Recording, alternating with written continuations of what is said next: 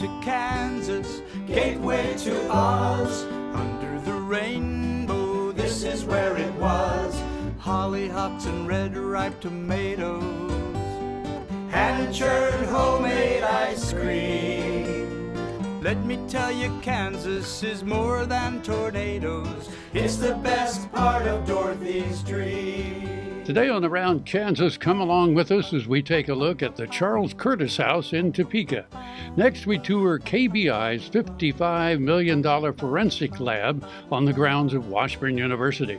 Then enjoy a poem from Ron Wilson. And we'll end with the story of Kaw Point, the place where the Lewis and Clark expedition landed on June 26, 1804. Closed captioning brought to you by Ag Promo Source. Together we grow. Learn more at agpromosource.com. This segment brought to you by Brown Chevrolet Buick in Wamego, just a short drive down the yellow brick road. Good morning, I'm Frank. I'm Deb. And this is Around Kansas, and we're in the echo chamber this morning. I remember when this was the catacombs, Frank. Yeah, we're in the state capitol in the lower level.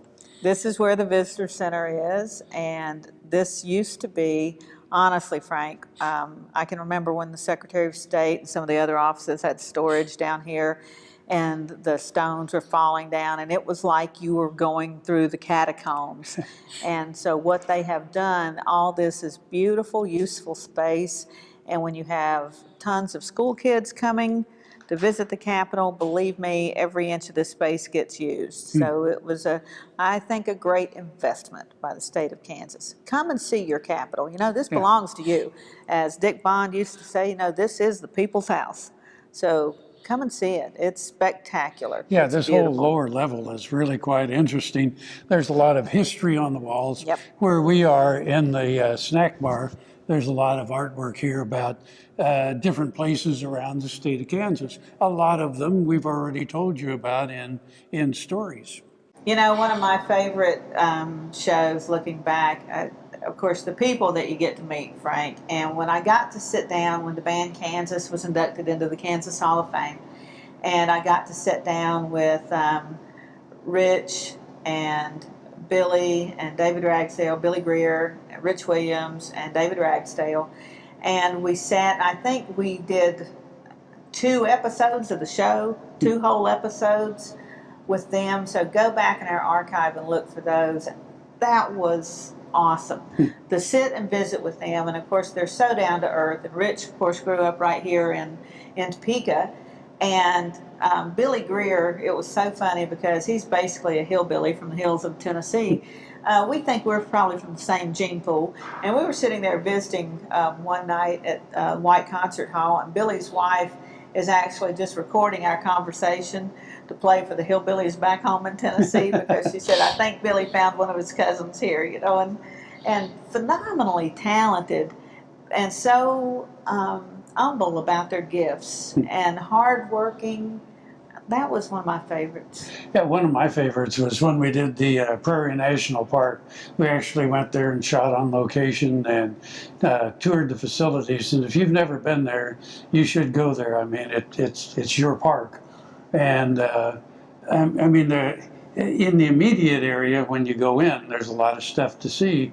But if you want to take the family and camp out there and all of that, you get over into the park itself, and then suddenly you're in essentially the prairie part of Kansas the way it was. I mean, they don't mow it and all of that. I mean, it's the way it was. No fences, no billboards, no. It's a beautiful, beautiful place, and an interesting place to go see too. There's just no end of the interesting places. Beautiful places. We love bringing those places, the people. We love bringing that to you every week, and we're thrilled to share some of our favorites with you today. Stay with us.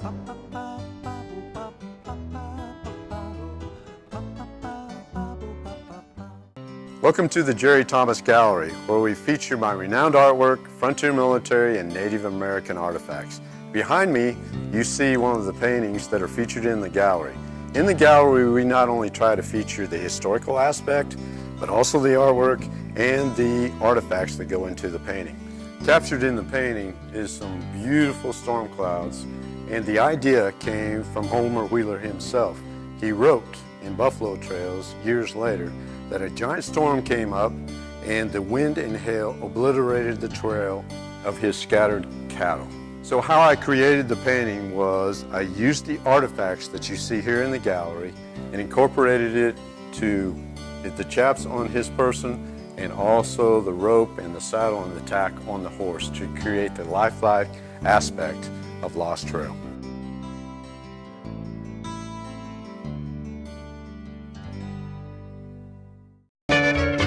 Ag Promo Source is a unique group of marketing specialists with one mission: help your ag business grow. Each affiliate has their own area of expertise, and they work together to bring you advice, products, and services. To get started, visit agpromosource.com. Ag Promo Source. Together we grow. This segment brought to you by Kansas Regenerative Medicine Center. Your stem cells, your health, your life. And we're back again. This is Around Kansas. I'm Frank. I'm still Deb. And we're doing oldies but goodies today. So one of my favorite places, and it has been ever since I moved to Kansas, is of course the Charles Curtis House. And if you recall, we did a 15-minute documentary on Charles Curtis a few months back, and that is available online at the Kansas Humanities Council website. So if you go to their website and you look at, I think, films, you can find Our Charlie listed on their films, and you can watch it. And we encourage you to do that. Share it with your students if you're a teacher, or club meetings. If you want one of us to come and talk about it, we'll be glad to with your group. So the Curtis House is just a treasure, and God bless Don and Nova Cottrell for saving it. And it is open for tour by appointment. But in the meantime, you can go back with us and take a look at it.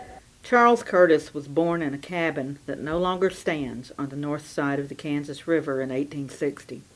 He lived in various homes, and maybe even a teepee, throughout his colorful life. In 1907, as he became more successful as a lawyer and politician, he purchased a mansion on the corner of 11th and Topeka Boulevard, a home possessing a fine view of the Kansas State House. His neighbor on the corner to the north was Arthur Capper, publisher, governor, and U.S. Senator.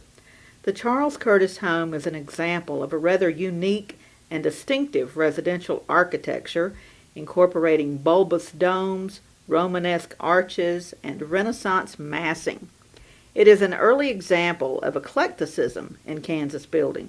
Though he did not originally design the house, famed Philadelphia architect Seymour Davis made later alterations.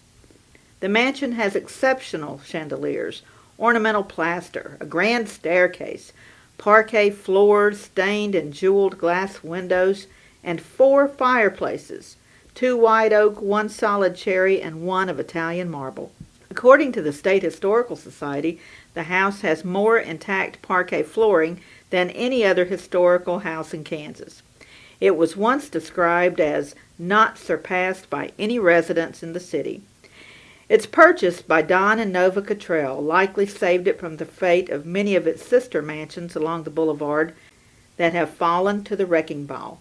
The mansion has a large collection of historical memorabilia and artifacts, and it is furnished with antiques, some from the Curtis family, as well as some of the Curtis memorabilia. The Cottrells maintain the house as a museum to Curtis's legacy. It was placed on the National Register in 1976. I had this horse. It was a good horse, except when the wind was blowing above 30 miles an hour. The wind was blowing about 35, 40, and I saddled him up, rode him out to the end of the lane, and I thought, well, he's doing pretty good. And about 6 jumps later, I was laying on the ground and thinking, boy, my shoulders sure hurt. I kept waiting, and it didn't get better, and so I went to orthopedic surgeon, and that showed that I had torn rotator cuff. And said, well, we'll have to do surgery. I thought, I farm and ranch by myself. This is not going to work out very well. I'd been sleeping in my recliner for about 2.5 years because it hurt too much to sleep in bed on my side. And I'd heard about Kansas Regenerative Medicine Center on the radio, and gotten down there at 8 o'clock in the morning, and by 11:30 the procedure was all over. They just took some fat out of my side here and spun that down for about 45 minutes. minutes and then injected it in my shoulders, and I was on my way. It's something you don't hear about, but I thought it was worth a try, and I'm really pleased. It's really worked out well for me. The Kansas Wheat Innovation Center in Manhattan is rediscovering ways to get improved varieties and new genetics in the hands of farmers faster. Grower-led and checkoff-funded research initiatives are bringing about positive change. This grassroots leadership provides a strong voice in Topeka and Washington, D.C. Now is the time to partner with Kansas Wheat in moving wheat forward. Kansas Wheat Commission and Kansas Association of Wheat Growers. Farmers investing in their future and yours. Log on to rediscoverwheat.org. Next time you see a beautiful field of corn, reach out and thank the farmers who work tirelessly to raise corn for livestock feed, renewable fuels, and exports to feed a growing world population. The farmers on the Kansas Corn Commission work for Kansas Corn with grower-funded checkoff dollars that support foreign and domestic market development, research, promotion, and education to expand opportunities for Kansas farmers. To learn more, visit kscorn.com. This segment brought to you by Kansas Soybean Commission. Progress powered by Kansas farmers. Here we are again. You know, one of my favorite stories too was when I got to tour the new KBI Forensic Science Building on the campus of Washburn University in Topeka. It's a huge building, and I believe it cost $35 million to build. You think, what? What could they possibly put in there? Well, as you're going to see in this story, you'll know what it was. I mean, the unbelievable scientific equipment that's in there. It's a fascinating place. And yes, you can take a tour of it. So if you do have an opportunity, you should go see that new building at Washburn. Doggone it, that's one I have got to do. I was so jealous that you guys got to go do that, and I didn't get to go because I wasn't in town that day. I was doing something else. I was, my first real media job, you know, I started writing for the local paper when I was 15, but then a full-time job for the newspaper in Mayberry, Mount Airy, North Carolina. I covered court. So I was the court reporter full-time. Loved it. The only thing I've loved as much or more was doing media training at Fort Leavenworth. I loved that, but it's the same, not that I don't love working with you guys, just as much, but crime drama as TV, you know, is a great reflection of the real life crime drama. There's nothing that touches it. And sitting in a courtroom, sitting there when they're rolling out that evidence and they're arguing these cases, you know, it's a lot of hurry up and wait. But when you get to the hard, dramatic scenes, there's nothing like it. I covered several death penalty cases, several first-degree murder trials. And that forensic evidence, like you said, it's so important. The advances in science and technology now that enter in, it's phenomenal. That was a desperately needed facility, desperately needed. And there's a state-of-the-art facility right here in Topeka on the campus of Washburn University. Let's take a look. The Kansas Bureau of Investigation, KBI, opened a $55 million forensic lab on the grounds of Washburn University. The 100,000 square foot building houses the Bureau's state-of-the-art crime lab and replaces the existing facility located in the basement of a former Topeka school building. According to KBI Lab Director Mike Van Straten, there are 70 scientists and technicians working in the facility. The new building has specific areas reserved for each department of the lab, including biology, DNA, toxicology, chemistry, firearm tool marks, latent prints, trace evidence, and digital forensics. There is also an area for processing vehicles. In addition to housing KBI's forensics operation, the new building houses an expanded forensics program for Washburn University. In addition to the existing forensic chemical science degree, which includes an emphasis on forensic chemistry and biology, the university recently added concentrations in digital forensics and forensic anthropology, as well as forensic investigation, to the Washburn course offerings. The students will work in labs similar to those used by the KBI forensic scientists, and they will share common space, including a crime reconstruction space and a 100-seat auditorium. KBI scientists will be guest lecturers and experts in Washburn's classes, and faculty members will be available to provide their expertise to KBI as needed. It is expected that some of those students will transition to KBI forensic scientists and technicians. The new building is the result of a partnership between the university, KBI, and the city of Topeka. The Topeka Public Building Commission financed the project, and rent paid by KBI will eventually retire the bonds. This lab is one of only a handful of working forensic labs on university campuses, and the only one where the lab and the university share space to help educate students, according to a Washburn spokesman.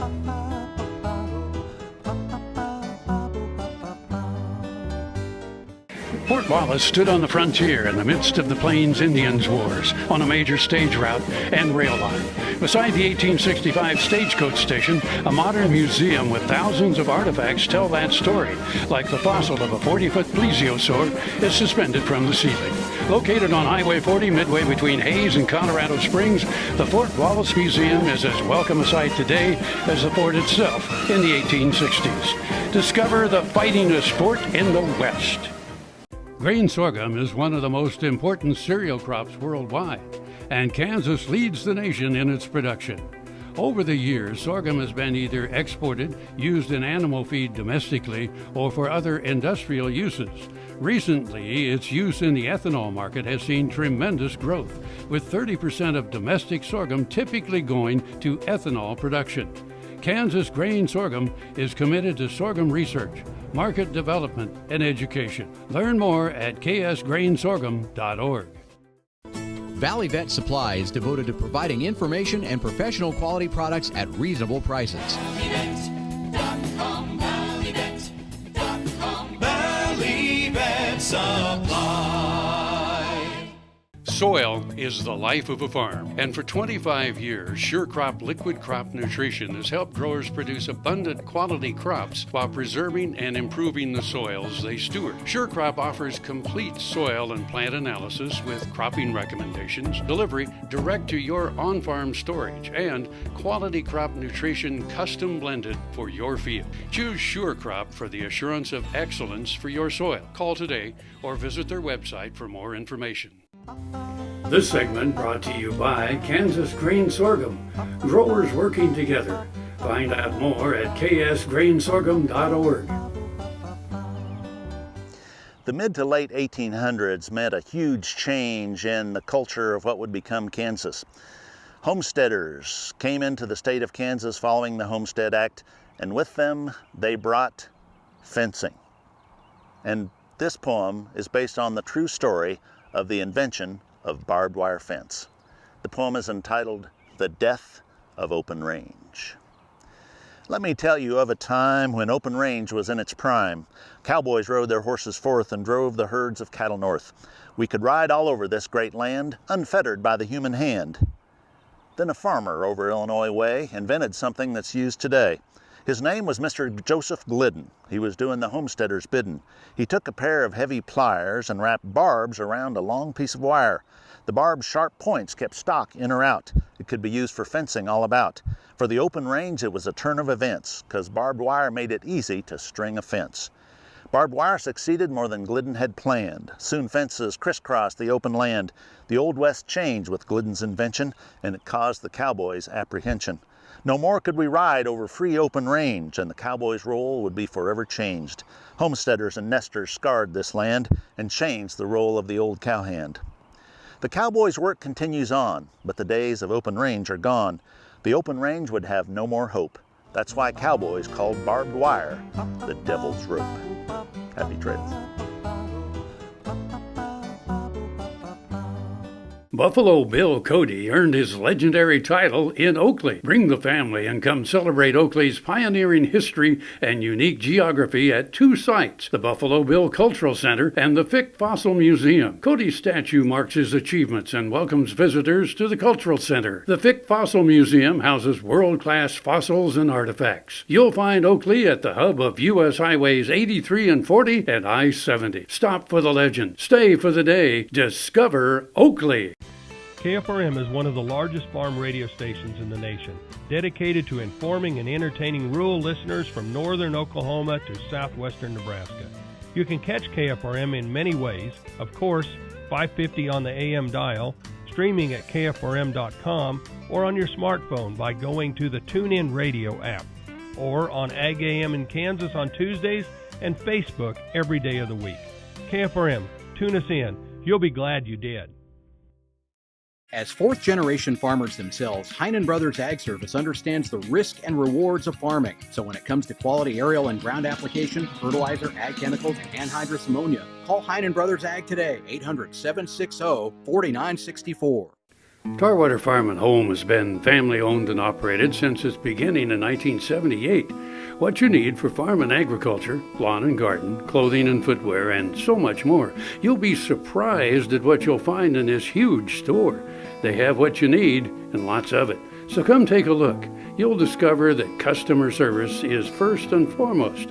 Always has been with the Tarwaters. Tarwater Farm and Home, 4107 North Topeka Boulevard. This segment brought to you by Kansas Farm Bureau, the voice of agriculture. To join today or more information, go to kfb.org or find us on Facebook and Twitter. So Frank, our videographer here, Michael Gehring, an impressionable young man, and he looks to us for guidance. You realize that, don't you? So we do what we can for Michael, and I'll bring in stories, Frank will bring in stories, and because he's, 10, 12 years old, he's never heard of these things, and so we do our best to educate him. So when I was telling him about Kaw Point and how incredible it was, well, not taking my word for it, he had to go see for himself. And he's been back, I think he said 4 times since then. But he got lost the first time, though. Yeah, well, we do what we can. But it is one of the most unique and beautiful scenes in Kansas because you're right there on the river in Kansas City, and it's not, you're actually in a little bit of nature right there, it's a little bit of rocks and woods and, just a little corner of nature that's still there, but you've got that incredible city skyline across the river behind you, and it is something. It really is something. I did Lewis and Clark events there a while back, and whatever you're doing there, it's something everybody's got to check out at some point. Kaw Point. Kaw Point. The Lewis and Clark expedition arrived at Kaw Point, the confluence of the Kansas and Missouri rivers, on June 26, 1804. The expedition camped for 3 days to rest, repair their boats, and explore the surrounding countryside. They had been traveling up the Missouri almost 2 months. On the day the explorers first saw the Kansas River, Clark wrote that they encountered a great number of parrot-queets, a bird now extinct. The explorers also saw their first buffalo. Kaw Point is now surrounded by industry and development. In 2001, the point itself still existed in an overgrown and neglected state. Volunteers began the process of building and improving the park in preparation for the bicentennial commemorative event held in June of 2004. The Wyandotte County Lewis and Clark Task Force, in partnership with the state of Kansas, Unified Government, Local Convention Visitors Bureau, various community organizations, and private funders worked together to improve the site.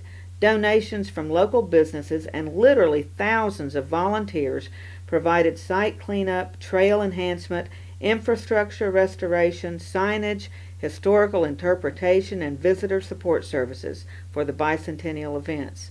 Since 2004, a renewed effort by the newly organized Friends of Kaw Point has resulted in significant improvements and additions to this legacy project. Today it is located in the center of metropolitan Kansas City with a great view of downtown, but the point itself remains in a natural state with beautiful wooded trails, wildflowers, and wildlife. This accessible park has an infrastructure to support a large number of visitors and has an outdoor amphitheater equipped with electricity for performing arts and special events. Hope you enjoyed the oldies but goodies. I'm Frank. I'm Deb. And we'll see you somewhere around Kansas. Welcome to Kansas, gateway to Oz. Closed captioning brought to you by Ag Promo Source. Together we grow. Learn more at agpromosource.com. And churned homemade ice cream. Let me tell you, Kansas is more than tornadoes. We're the best part of Dorothy's dream.